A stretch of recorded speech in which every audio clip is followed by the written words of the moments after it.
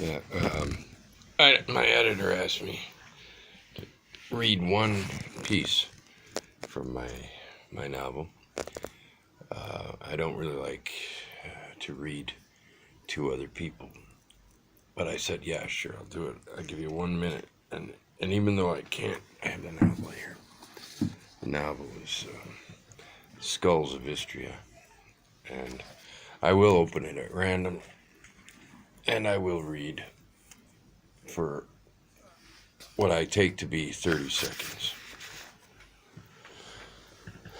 At this, Maya, who had been looking bored, suddenly looked stricken. We've become used to her exoticism, so when her sex is not at the fore, when politics intrude, it's often as if we have a big chicken at the table.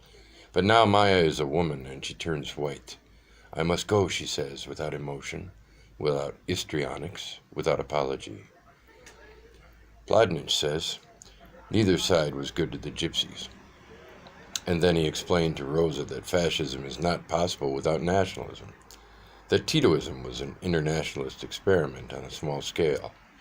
Not, of course, that Yugoslavia was new, but Tito was.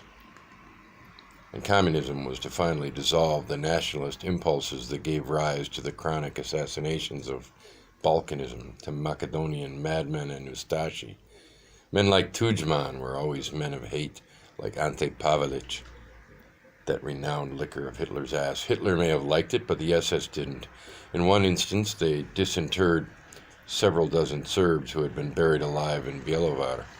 They performed this disgusting task only so that it would be on record, motivated by moral outrage. The SS, motivated by moral outrage, when these Jew killers are morally outraged. Serb peasants were driven into their own churches, laid out on the floor, and speared with pikes.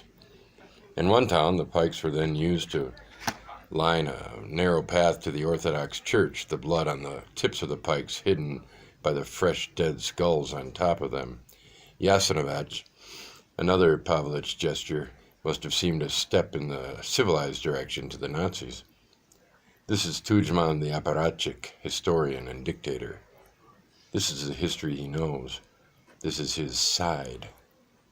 Imagine coming to power in Germany, someone who has studied the final pogrom and says, actually, that wasn't such a bad idea. What's wrong with Tudjman?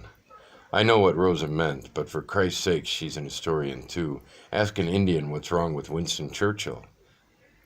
You don't acquire virtue by the evil of your adversary. That too was going into the Viazzoli book. The dictator doesn't acquire virtue by the evil of his adversary. Look at Saddam Hussein. Whoops. Dictator without Persian culture and clerical restraint. When in doubt, take a look at his allies. Who supported Tudjman? I know what Rosa meant, but I could have reached across and slapped her. How many times have I told her that Tudjman and Milosevic were more like brothers than enemies? Rosa knew that artists and intellectuals were being forced to flee Croatia. She saw my wrath and distraction eating through my composure. Go, she said. Go console the whore.